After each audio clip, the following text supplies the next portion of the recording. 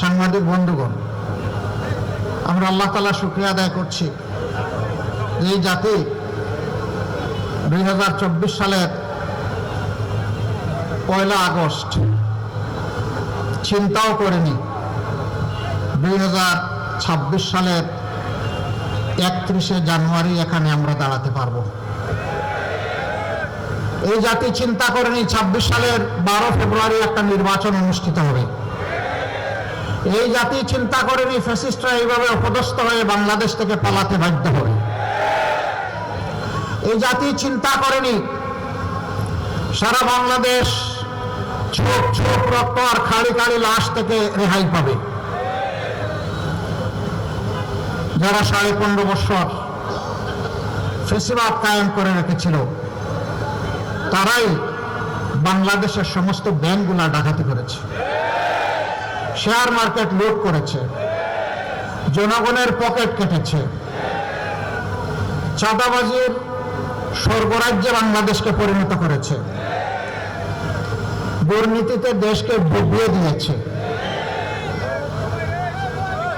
তারা মানুষকে আপনজনের বুক থেকে ধরে দিয়ে গুম করে আয়না করে ফেলে রেখেছে। দিন নয়, সপ্তাহ নয়, মাস নয়, বছরের পর বছর। আপনজনরা জানতেন না তারা বেঁচে আছেন নাকি দুনিয়া থেকে বিদায় নিয়েছেন। তারা জানতেন না তারা কোথায় পড়ে আছেন। খবরের সাইজের একটা ঘরের মধ্যে বছরের পর বছর ওখানেই টাকা, ওখানে পেশাব, ওখানে পায়খানা, ওখানে খাবার, ওখানে গোসল, ওখানে সবকিছু। আপনারা ইচ্ছা করলে দেখে আসতে পারেন। জুলাই স্মৃতি জাদুঘর বানা হয়েছে। স্বৈরাচার যে জায়গা থেকে বসে বসে সারা দেশটাকে জুলুমের রাজ্যে, হত্যা এবং খুনের রাজ্যে, ধর্ষণ এবং লুণ্ঠনের রাজ্যে পরিণত করেছিল সেই গণভবনকে, সেখানে আয়নাগরের একটা প্রতীকী প্রোটোটাইপ সেখানে বানিয়ে রাখা হয়েছে। সময় যারা পান একটু দেখে আসবেন। স্বৈরাচারের অনেকগুলো ছিন্নবর্ণ সেখানে রেখে দেওয়া হয়েছে। এটা আগামী বিশেষ করে যারা দেশ করবে তাদেরকে এটা দেখে এখান থেকে শিক্ষা নেওয়া উচিত। মানুষের সাথে জুলুম করলে তার পরিণতি কি হতে পারে, এই জাদুঘরটা দেখলে তার অনেকটুকু বোঝা যাবে বলে আমি বিশ্বাস করি। সম্মানিত ভাই ও বোনেরা, এই বাংলাদেশ আমাদের প্রিয় জন্মভূমি। যারা এই দেশকে ভালোবাসে, মানুষকে ভালোবাসে, তারা এই দেশের মানুষকে একটু শান্তি উপহার দিতে চায়। আর যারা দেশ এবং মানুষকে ভালোবাসে না, তারা মানুষকে কষ্ট দেয়। এত নির্যাতন, এত জ্বালাতন একটা দলের উপর করা হয়েছে, যার শীর্ষ 11 জন নেতাকে প্রতিহিংসা বশত মিথ্যা অভিযোগ দিয়ে হত্যা করা হয়েছে। 1000 কর্মীকে দুনিয়া থেকে বিদায় দেওয়া হয়েছে, যারা বিচারের বিটা পর্যন্ত চোখে দেখে নাই। কোথায় কিভাবে মেরে খালে মিলে তাদেরকে ফেলে দেওয়া হয়েছে সে দুঃখের কাহিনী এখন বলার সময় নেই। সবগুলো অফিস বন্ধ করে রাখা হয়েছে 13.5 বছর। দলের নিবন্ধন কেড়ে নেওয়া হয়েছে, প্রতীক খেয়ে হজম করে ফেলার চেষ্টা করা হয়েছে। দিশাহারা হয়ে শেষ পর্যন্ত দলটাকেই নিষিদ্ধ ঘোষণা করা হয়েছে। নেতৃবৃন্দের বাড়িঘর বোল্ডোজার দিয়ে ভেঙে চুরমার করে দেওয়া হয়েছে। এর প্রেক্ষাপটে আল্লাহ তাআলা যখন আমাদের বুকের সন্তান, আমাদের গর্বের সন্তান, আমাদের যুব সমাজের নেতৃত্বে যে বিপ্লব সংগঠিত হয়েছিল, তার বিনিময়ে আল্লাহ তাআলা আগস্টের 5 তারিখে জাতিকে মুক্তি দিলেন। আমরা মিছিল করলাম না, উচ্ছ্বাস প্রকাশ করলাম না, কারোর উপর প্রতিশোধ নিলাম না। আল্লাহ তাআলার নিয়ামতের শুকরিয়া আদায় করে আমরা সেজদায় পড়ে গেলাম। আমরা সে রাতেই ঘোষণা দিলাম আমরা কোনো প্রতিশোধ নেব না। তবে ক্ষতিগ্রস্ত পরিবার এবং ব্যক্তি তিনি যদি আইনের আশ্রয় নেন, আমরা তাকে সর্বাত্মক সহযোগিতা করব। ন্যায় বিচার পাইতে আমরা যা কিছু করার দরকার তাই করব।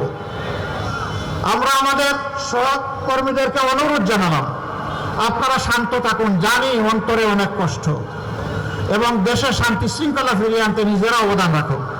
আপনারা সাক্ষী, সারা বাংলাদেশে সমস্ত ধর্মীয় প্রতিষ্ঠান, ভালনারেবল হাউসেস, বিভিন্ন ধর্ম বর্ণের মানুষের জীবন এবং সম্পদ, তাদের ইজ্জত পাহারা দেওয়ার জন্য 15টা দিন আমাদের লক্ষ লক্ষ সহকর্মী সারা বাংলাদেশ পাহারা দিয়েছে। দিনে দিয়েছে, দুপুরে দিয়েছে, রাতে দিয়েছে, বিশ্রাম নেয় নাই। কেন? আমরা এই দেশকে ভালোবাসি। ফ্যাসিস্ট সরকারের সড়কমন্ত্রী বলেছিলেন আওয়ামী লীগ ক্ষমতা থেকে বিদায় নিলে 2 দিনে 5 লক্ষ মানুষ খুন হবে। আল্লাহর অশেষ মেহেরবানি, 5 লক্ষ নয়, 5,000 নয়, 500 নয়, 5 জনও নয়, 2 দিনে খুন হয় নাই। কারণ তারা এ দেশের প্রতি তাদের দায় এবং দরদ ছিল না। কিন্তু তারা আবার বলতেন, এ দেশবাসী, আমার অমুক নাই তমুক নাই, আপনারাই আমার সব কিছু। তাদেরকে যদি প্রশ্ন করা হতো দায়ী কেন, আপনার ছেলে কোথায় মেয়ে কোথায়, একটু জবাব দেন। তারা কি এই দেশে থাকে? তাদের কোনো জবাব ছিল না।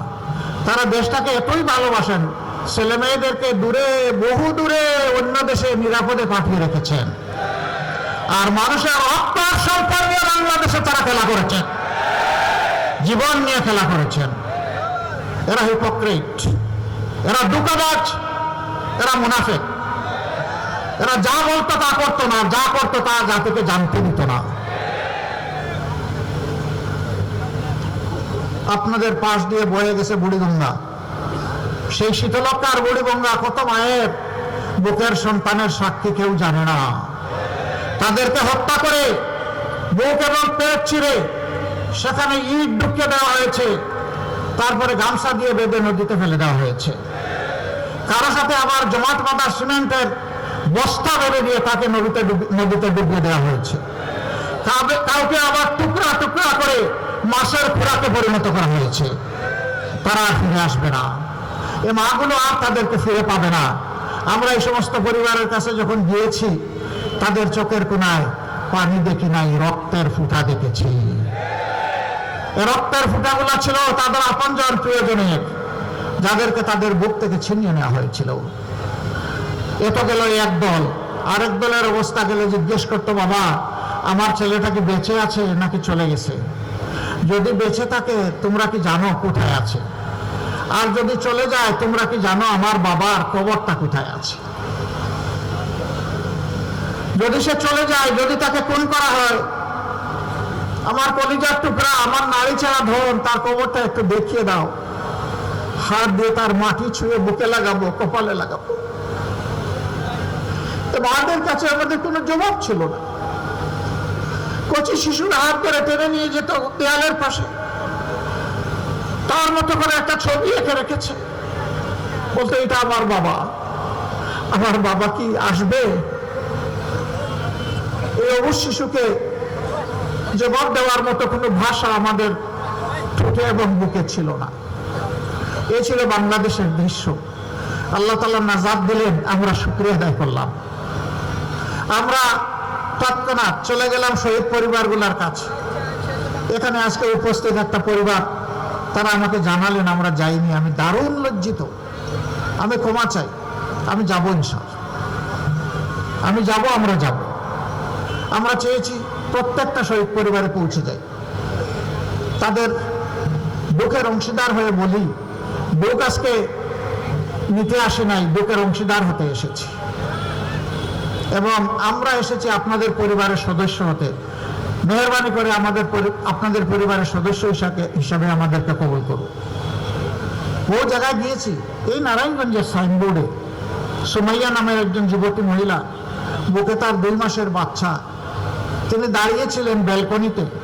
আকাশ থেকে ছোড়া জালিমের ভুলের তাকে অপুর করে দিল। ফুলের বাচ্চাটা ছিটকে পড়ে গেল মাটিতে, 2 মাসের বাচ্চা। আমি তার বাচ্চা সুমাইতাকে দেখতে গিয়েছিলাম। তার স্বামী ছিল একজন গার্মেন্টস কর্মী। এই বাচ্চাটাকে যখন খুলে নিলাম, মনে হলো একদিন এই বাচ্চাও বড় হবে।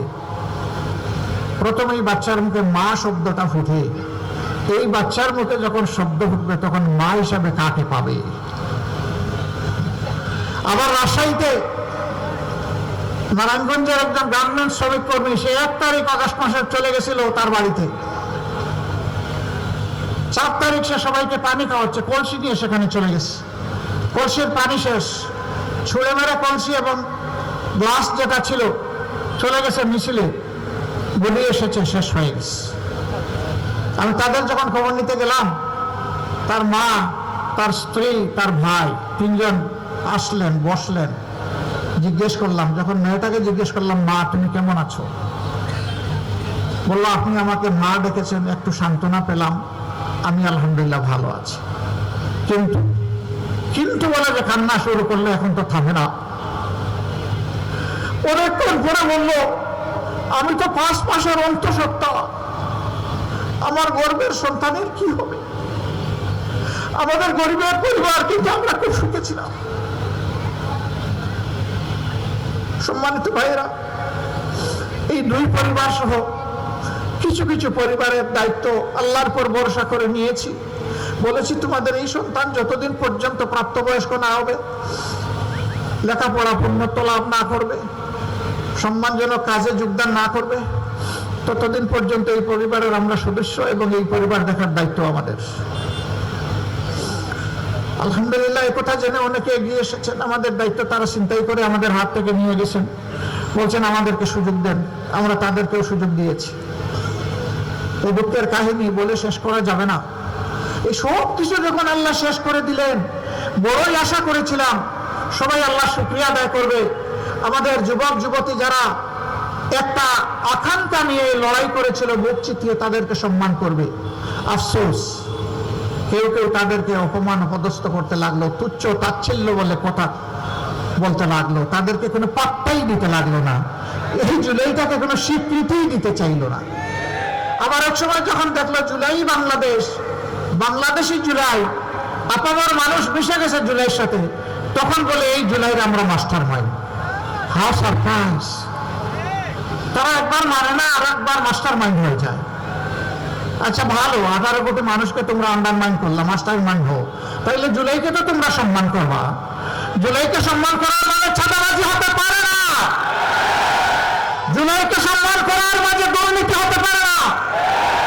নিরীহ মানুষের জমি দখল হতে পারে না। মামলা বাণিজ্য হতে পারে না। আমার মায়ের গায়ে হাত তুলতে পারে না।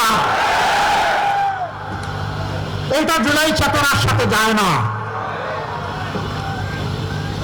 এরপরে আমরা আশ্চর্য, যেদিকে আগাতে চাই একটা দল সামনে গিয়ে একটা বাদ দিয়ে দেয়, আমাদেরকে আগাইতে দেয় না। তার সাক্ষী এই জাতি। জুলাই সংস্কার প্রস্তাবগুলো যাবে, গণভোট হবে, বলে যে গণভোট আবার কিসে? এরপরে ঠেলা খাইয়া যখন মানলো, তখন বলে যে না, গণভোট আলাদা হতে পারবে না, একই দিনে হতে হবে। আমাদের দাবি ছিল গণভোটটা আগে হোক, তাহলে গণভোটও সুন্দর হবে, জাতীয় সংসদ নির্বাচনটাও সুন্দর হবে।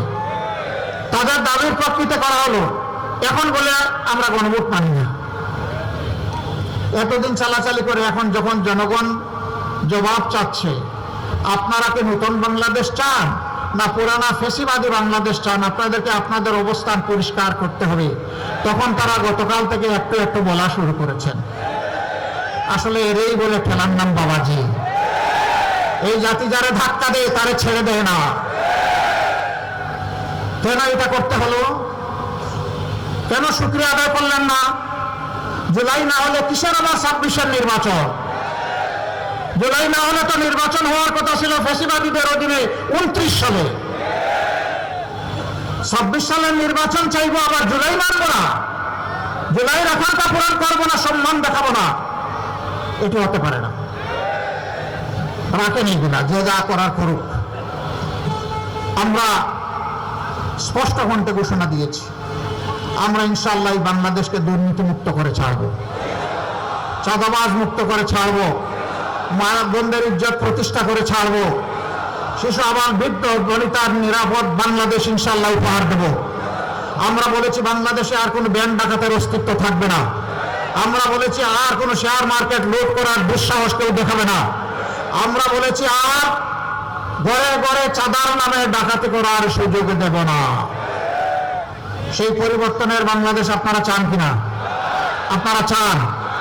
আমরা কথা দিচ্ছি, কথা যেমন জাতির সাথে আমরা 5 আগস্টের পর রেখেছি, অতীতে একটা বাদ দিলাম, রাখেন কে কি করেছে, অনেকে গুপ্ত সুপ্ত আরো কত কিছু বলে। রে ভাই, এগুলার কোনো সীমানা নাই। নিজেই যারা গুপ্ত হয়ে উদাও হয়ে গিয়েছিল বছরের বছর, যারা মজলুমদেরকে বলে এরা নাকি গুপ্ত আর সুপ্ত। ভাই, একটু নিজের দিকে সবাই তাকায়, এটাই ভালো হবে, এটাই ভালো হবে। আয়নায় নিজের চেহারা দেখে অন্যটা দেখে লাভ নাই রে ভাই। বন্ধু রিক্সায় চড়ছে, বয়স্ক মানুষ, তো কম বয়স যার এই দুইজনের মাঝে একজন বলতেছে, বন্ধু তোমার কেমন লাগে শক্তি সামর্থ্য? কই না আমার তো ভালো লাগে। কই ভাই আমি বোধহয় আর বাঁচবো না। কেন বাঁচবে না? কই যে আমি তো আমার ওর উপর হাত রেখেছি কিন্তু কোনো চেতনা বল কিছুই পাচ্ছি না, বুঝতে পারছি না। কই ভাই হাত তো রেখেছো আমার উরুতে, এই জন্য কিছুই বুঝতে পারো না, তোমারটাই রাখো।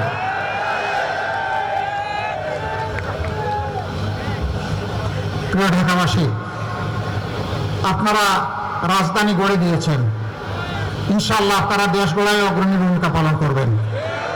এই জন্য আমি আহ্বান জানাই আমাদের যুব সমাজের আকাঙ্ক্ষার, আমাদের মা বোনদের আকাঙ্ক্ষার বাংলাদেশ গড়ে দেওয়ার জন্য আপনারা এগিয়ে আসুন।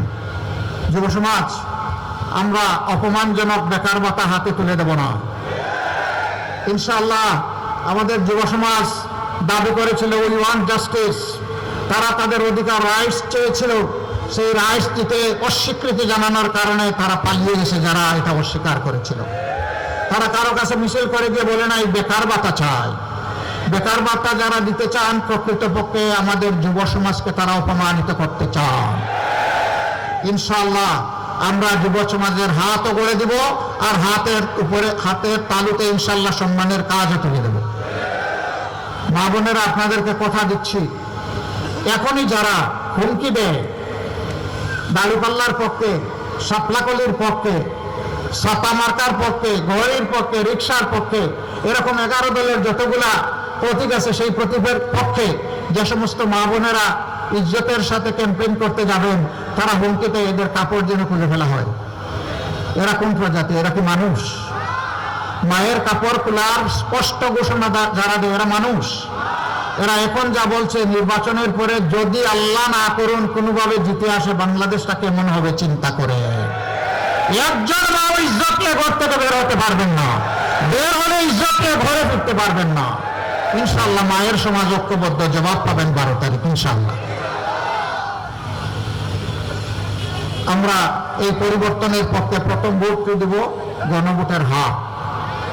কিসে দেব? ইনশাআল্লাহ আপনারা দিবেন, আপনাদের আত্মীয় স্বজন, প্রিয়জন, আপনজন সবাইকে নিয়ে দিবেন, কর্মস্থলের সাথী এবং প্রতিবেশীকে নিয়ে দিবেন। কারণ এই হ্যাঁ ভোটের নামই হচ্ছে আগামীর বাংলাদেশ। এই হ্যাঁ ভোটের নাম হচ্ছে আজাদি, না ভোটের নাম হচ্ছে গুলামি। আজাদি না গুলামি, আজাদি না গুলামি। ইনশাআল্লাহ হ্যাঁ ভোটের জয় হবে ইনশাআল্লাহ। এরপরের ভোটটা হবে একটি ন্যায় এবং ইনসাফ ভিত্তিক, দুর্নীতিমুক্ত, চাঁদাবাজ মুক্ত, খনি লুটেরা মুক্ত, মা বোনদের ইজ্জত হরণকারী যারা করতে চায় তাদের মুক্ত একটা বাংলাদেশ গঠন করার জন্য। তার সাথে থাকবে আবরার ফাহিদা হাদি, শহীদ হাদির স্বপ্ন, আধিপত্যবাদ মুক্ত বাংলাদেশ ইনশাআল্লাহ। সেই বাংলাদেশ আমরা উপহার দিতে চাই। আপনারা থাকবেন আমাদের সাথে? মুবারকবাদ। এবার আমি আপনাদের সামনে পরিচয় করিয়ে দিচ্ছি ঢাকা জেলার 5টি আসনে 11 দলের পক্ষ থেকে যাদেরকে মনোনয়ন দেওয়া হয়েছে সেই সমস্ত সম্মানিত ভাই এবং বোনদেরকে। মনে রাখবেন এর বাইরে 11 দলের কোনো প্রার্থী নেই, এরাই হচ্ছেন 11 দলের সমর্থিত প্রার্থী। ঢাকায় 1 আসন, এই আসনটা নবাবগঞ্জ এবং দোহার নিয়ে। এখানে আমরা বিশিষ্ট আইনজীবী ব্যারিস্টার নজরুল ইসলামকে, ডানপন্থী, আমরা ডানপন্থী, ডান দিকে আসুন, ব্যারিস্টার নজরুল ইসলামকে 11 দলের পক্ষ থেকে আমরা আলহামদুলিল্লাহ ইনসাফের প্রতীক দাড়িপাল্লা তার হাতে তুলে দিলাম। মার্কা আছে? পুরুষে মার্কা, জোরে বলুন, আরো জোরে। 12 তারিখ সারাদিন সকাল সন্ধ্যা ইনশাআল্লাহ বিজয়মালা, মাশাআল্লাহ। এরপরে ঢাকা 2, কেরানীগঞ্জ সাভার, সাবেক সেনা কর্মকর্তা, অবসরপ্রাপ্ত সেনা কর্মকর্তা, এক লড়াকু যোদ্ধা, আলহামদুলিল্লাহ ফেসিবাদের পুরা সময় জুড়ে ফেসিবাদ বিরোধী আন্দোলন তিনি চালিয়ে গেছেন মিডিয়ায়। আমরা তাকে এখানে দিয়েছি আমাদের প্রতিনিধি হিসাবে, প্রার্থী হিসাবে। জনাব কর্নেল আব্দুল হক আপনাদের সন্তান। পুলিশের প্রতি আরো জুড়ে দিবসে 12 তারিখ সকাল সন্ধ্যা সারাদিন ইনশাআল্লাহ ইনশাআল্লাহ বিজয় হবে দাঁড়িপাল্লা মাশাআল্লাহ। এরপরে ঢাকা 3 কেরানীগঞ্জ দক্ষিণ অধ্যক্ষ শাহিনুল ইসলাম, দীর্ঘদিন ধরে এই সমাজসেবক, এই রাজনীতিবিদ, আপনাদের সকলের কাছে খুবই পরিচিত, অত্যন্ত অমায়িক স্বভাবের মানুষ, একেবারে পানির মতো স্বভাব। ইনশাআল্লাহ সুখে দুঃখে ছিলেন, সুখে দুঃখে থাকবেন। সেই মানুষটাকে আপনারা আপনাদের ভালোবাসা, দোয়া, সমর্থন, ভোট দিয়ে নির্বাচিত করবেন ইনশাআল্লাহ। প্রতীক আছে আরো জুড়ে 12 তারিখ সারাদিন সকাল সন্ধ্যা বিজয় মালা ইনশাআল্লাহ দাঁড়িপাল্লা মাশাআল্লাহ। তারপরে ঢাকা 19 সাভার আশুলিয়া, এই আসনে আমরা একজন ভুয়ানকে আমরা মনোনয়ন দিয়েছি, তার নাম হচ্ছে দিলশানা পারুল, তার প্রতীক হচ্ছে শাপলা কলি। এই যে তার হাতে আমরা আপনি ছেড়ে দেন, আমি ঘুরাই দিচ্ছি, আমি দেবো, একটা নেন, হ্যাঁ ধরো বোন ধরো।